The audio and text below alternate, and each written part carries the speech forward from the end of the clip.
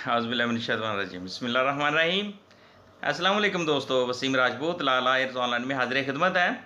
आज हम जिस टॉपिक पे डिस्कशन करेंगे वो है जिनसी तशद्दुद के जो मुल्ज़मान हैं, अक्यूज़्ड हैं, उनको सज़ाएँ क्यों नहीं होती और कानून इस बारे में क्या कहता है, कानून इस बारे में क्या वजूहात हैं, क्या रीज़न हैं कि कि उसमें हमारे पाकिस्तानी लॉ के मुताबिक इस तरह के बेतहाशा जिनसी तशद्दुद, जिनसी हरासा और इस केसेस वगैरह सामने आ रहे हैं। जिस तरीके से आप उसमें अगर 100 केसेस हो उसमें से 1 या 2 को सज़ा हुई है, बाकी जो है मोस्टली केसेस वो एक दाखिल दफ्तर हो जाते हैं, बरी हो जाते हैं, लोग इक्विटल हो जाते हैं। और क्यों, क्या रीज़न है दोस्तों?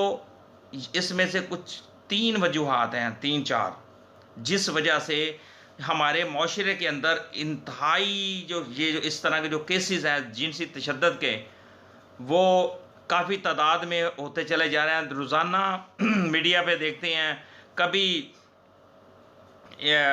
कसूर में ज़ैनब वाला केस देख लें, लाहौर के अंदर केस देख लें आप, और अपना मनार पाकिस्तान पे देख लें, हरासा किया जा रहा है, जिनसी हरासा किया जा रहा है।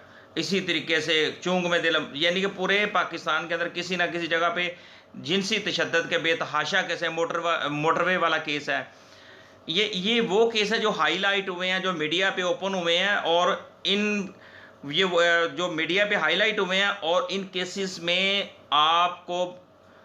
आपने देखा होगा कि इनमें से ये जो मखसूस जो केसेस जो हमें हाईलाइट हो, उनमें से सज़ाएँ हुई हैं, ठीक है। और मोस्टली जो केसेस है बेतहाशा केसेस हैं, जो हमारे पास भी आए हैं, हम लोगों ने भी हैंडल किए हैं। उसमें ये होता है कि जो मदइया होती है, जो मदइया के जो वारसान होते हैं, वो केस से पीछे हट जाते हैं, उनको मुख्तलिफ़ किस्म की धमकियाँ आनी शुरू हो जाती हैं, और उनको अंदर ही अंदर उनको इतना ज़्यादा थ्रेट मिलती हैं कि वो अपने वो केसेस से खुद ही पीछे हट जाते हैं, क्योंकि बाकायदा तौर पे केस ने ट्रायल भी चलना होता है, ट्रायल के अंदर शहादतें होती हैं, एविडेंस होती है, प्रोसीजर होता है। तो इनमें से एक तो ये रीज़न है, उनको ये क्रिमिनल जो लोग होते हैं, जो इस तरह के जो ऑफेंस के अंदर इन्वॉल्व होते हैं, उनके फिर आपको पता है ये क्रिमिनल के साथ ही तल्लुकात होते हैं, जिस वजह से वो जो कुछ लोग इस तरह के मामला से वो डिस्टर्ब हो जाते हैं, वो बाद में मजबूर होकर वो बेचारे सुलह कर लेते हैं या केस की पैरवी नहीं करते। एक ये चीज़, जिनसी तशद्दुद के मुल्ज़मान को सज़ाएँ ना मिलने की 3 वजूहात हैं। एक, नाक़िस तफ्तीश। जब इस तरह का कोई इशू होता है, FIR तो कट जाती है, लेकिन इन्वेस्टिगेशन में इतना ज़्यादा मुद्दई पार्टी को प्रेशराइज कर दिया जाता है, इतना ज़्यादा डिस्टर्ब कर दिया जाता है, और उसके बाद क्योंकि जो मुल्ज़मान जो होते हैं वो बाकायदा तौर पे वो इन्वेस्टिगेशन के अंदर भी काफ़ी हद तक प्रेशराइज करते हैं, पैसा चलाते हैं, वो अपने आप को बेगुनाह कर रहे हैं। अगर वो पार्टी मजबूत होती है और वो जो दूसरी पार्टी जो मज़लूम पार्टी है, जिसके साथ इस तरह का जिनसी तशद्दुद हुआ है, वो अगर कमज़ोर हैं तो उनके ऊपर प्रेशर इतना ज़्यादा आ जाता है, और उसके बाद वो पुलिस के साथ मिलकर, दूसरी पार्टी एक्यूज़ पार्टी मिलकर वो तफ्तीश जो होती है वो नाक़िस करवा लेते हैं, तफ्तीश में अपने आप को बेगुनाह करवा लेते हैं, तफ्तीश में बेतहाशा अपनी डिमांड बनवा लेते हैं। तो सबसे मेन जो रीज़न है नाक़िस तफ्तीश। फिर दूसरी चीज़ है DNA के अमल में ताख़ीर। पार्टीज़ को इतना ज़्यादा थ्रेट मिल जाता है, इतना ज़्यादा हरासा किया जाता है मुद्दइया को, ताकि वो DNA करवाने में ताख़ीर हो जाती है, DNA नहीं करवा पाते। वो 2, 3, 4 दिन बेतहाशा ऐसे केसेस हैं जो 10 दिन के बाद DNA होता है। एक केस है जो 20 दिन, महीने के बाद भी वो फ्रांसिस के लिए वो उनका मेडिकल होता है। तो इसी तरह तीसरी चीज़ मेडिकल ना करवाना। अब जिसके साथ इस तरह का इशू हुआ होता है, अब वो मेडिकल नहीं पार्टी करवाती। कुछ लोग शरीफ होते हैं, शराफत में ही वो कहते हैं नहीं जी हमने मेडिकल नहीं करवाना, और दूसरी पार्टी जो प्रेशराइज इतना कर देती है, वो पार्टी कहती है हमने इस तरफ आना ही नहीं। अब इसमें पीछे अगर देखें तो पिछले दिनों एक जजमेंट आई थी जस्टिस आयशा मलिक साहिबा की, जिसमें अगर किसी के साथ रेप के जो केसेस हैं उनके उसमें बाकायदा तौर पे मेडिकल होता था, मेडिकल के अंदर 2 फिंगर का इशू होता था, जिसमें पता होता आया कि इस मुदैया के साथ इस तरह का इशू हुआ है या नहीं, यानी कि ये चीज़ भी एक देखी जाती है। लेकिन honourable court Lahore high court ने इसको गैर कानूनी और गैर आइनी इसको डिक्लेयर कर दिया, करार दे दिया।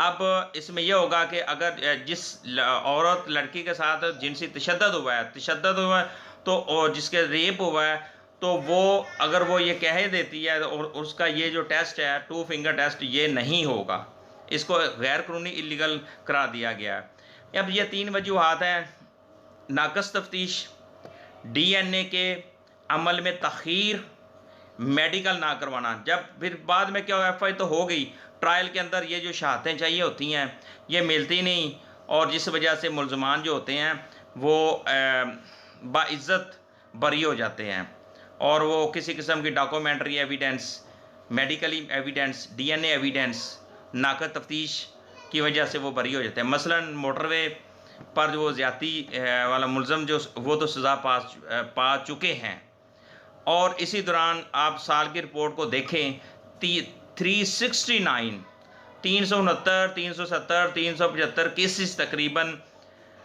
ऐसे थे ये अरवा साल जो ये जो साल गुजरा, उसमें किसी को भी सज़ा नहीं हुई। सिर्फ मोटरवे वाले को हुई, ज़ैनब वाले को उससे पहले हुई है, और उसके बाद 369 के ऐसे केसेस, इसमें किसी को भी सज़ा नहीं हुई। क्या रीज़न थी? नाकस तफ्तीश, DNA की अमल में तख़ीर, मेडिकल ना करवाना, और दूसरी पार्टी को इतना ज़्यादा ब्लैकमेल करना, हरासा करना और थ्रेट करना, मौत की धमकियां देना, जिस वजह से वो लोग अदालतों में नहीं ट्रायल कंटेस्ट नहीं कर पाते, और जिस वजह से वो कामयाब है। और पुलिस के अपने रिकॉर्ड ने इन्वेस्टिगेशन की नाकस कारकर्दगी का सबूत है। तो ये पुलिस रिकॉर्ड के मुताबिक इन्वेस्टिगेशन जो विंग है उसमें अब देख लें नाकस कारकर्दगी का ये सबूत सामने है। ये 369 केसेस कहाँ चले गए, इनको सजाएं क्यों नहीं हुई, क्या रीज़न है? ये जो 3 वजूहात हैं यही हैं। तो अल्लाह ताला, मेरी दुआ है कि अल्लाह ताला सब पर रहम करे, फजल करे। अगर इस तरह के जो कि जैसे पिछले दिनों अफ़गानिस्तान में जब देखें वो मीडिया पे बता रहे थे कि 3 मुलजमान को उन्होंने टांग दिया रेप के केसेस में, तो 3 दिन के में फ़ैसला किया, उनको उल्टा टांग दिया गया। क्यों? फौरी तौर पे फ़ैसला हुआ। अगर इस तरह का एक केस भी मनार पाकिस्तान पे इस तरह लटका दिया जाए ओपन प्लेस के ऊपर, तो मेरा ख्याल है कि इस तरह के जो जराइम है, जिनसे तशद्दुद के जो केसेस दिन ब दिन बढ़ रहे हैं, इनकी रोकथाम हो सकती है, तो इनको कंट्रोल किया जा सकता है। सऊदी अरेबिया में भी फौरी तौर पर सर कलम, अफ़गानिस्तान में भी आप लोगों ने देख लिया। इस तरह हमारे पाकिस्तान के अंदर भी इस तरह का मैटर अगर मामलात को कर लिया जाए तो काफ़ी हद तक ये जो जिनसी तशद्दुद के जो जैसे मोटरवे वाक़या, ज़ैनब वाला जो ज़ैनब कसूर वाला जो केस था, इस तरह जो केसेस थे ये वजूद में ना आते। अब रिसेंटली आपने देख लिया मनार पाकिस्तान में क्या हुआ, वहाँ पे भी ठीक है, वो बीबी अच्छी थी, बुरी सी जैसी भी थी, ओपन प्लेस पे क्या बदनामी किसकी हुई? उस लड़की की नहीं हुई, पाकिस्तान की हुई, हमारे मुल्क की हुई, जो कुर्बानियों से लिया गया था। हमारे बड़ों ने अपने बच्चों की लाशों के नजराने पेश किए, अपनी जानें पेश की, हमारी अफवाज ने जानें पेश की। हमें चाहिए हम इस मुल्क के साथ प्यार करें, इस मुल्क का नाम रोशन करें, हम नेगेटिव ना जाएं, आपस में मुसावात करें, आपस में अखुवत करें, आपस में मोहब्बत से पेश आएँ और एहसास करें और इस्लामी उसूलों पर चलें, फिर हम कामयाब हो सकते हैं। इस तरह के जो ऑफेंस हैं, इस तरह जो इंसिडेंट्स हैं, वो इस तरह आए दिन चलते रहेंगे। अगर इन मुलजमान को सख्त से सख्त जब तक सज़ा नहीं मिलेगी, तो इस तरह वो बरी होते रहेंगे और इन क्राइम के अंदर, इन जराइम के अंदर इजाफा होता रहेगा। दोस्तों, मुझे अपनी दुआ में याद रखिएगा, जहाँ रहें सलामत रहें। अल्लाह ताला आपको, आपके अजीज़ों कारों, आपके बच्चों पर अपना ख़ास करम अता फरमाए और रिज़्क़ में इजाफा फरमाए। अस्सलामु अलैकुम।